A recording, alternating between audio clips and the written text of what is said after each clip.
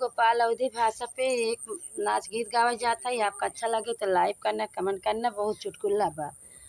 हाँ। अरे कौनौआ किलिया बतावा मोरी ननदी सैया मिललयन मोलवाना। कौनौआ किलिया बतावा मोरी ननदी सैया मिललयन बोलवाना। अरे दलिया में नुनवा चटक कई द भौजी गरज परे भैया बोली है ना। दलिया में नुनवा चटक कई द भौजी गरज परे भैया बोली है ना।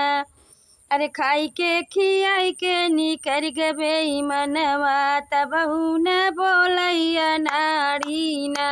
अरे खाई के खियाई के निकर गबे मनवा तबहू न बोलैया नाड़ी ना। कौनौआ किलिया बताव मोरी ननदी सैया मिललयन बोलवाना। अरे कुआना के रसरी हटाव मोरी भौजी गरज परे भैया बोली है ना।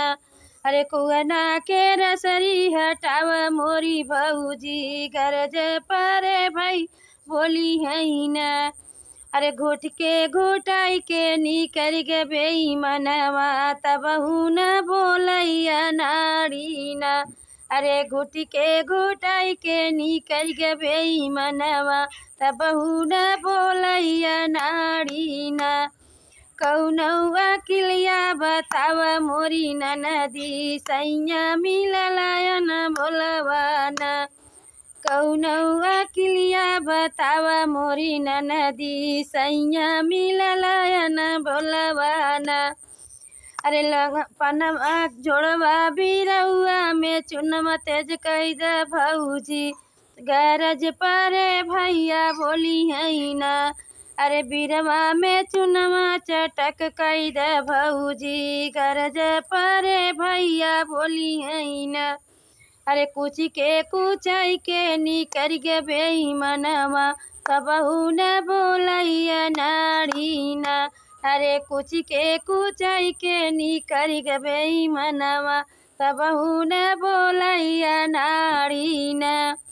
कौनौआ किलिया बताव मोरी भौजी सैया मिललयन बोलवाना। अरे तकिया के बिस्तर का तकिया हटाव मोरी भौजी गरज परे भैया बोली है ना। अरे बिस्तर का तकिया हटाव मोरी भौजी गरज परे भैया बोली है ना। अरे लेटी के लेटाई के निकर गबे मनवा तबहू न बोलैया नाड़ी ना। अरे लेटी के लेटाई के निकर गबे मनवा तबहू न बोलैया नाड़ी ना। कौनौआ किलिया बताव मोरी ननदी सैया मिललयन बोलवाना। कौनौआ किलिया बताव मोरी ननदी सैया मिललयन बोलवाना।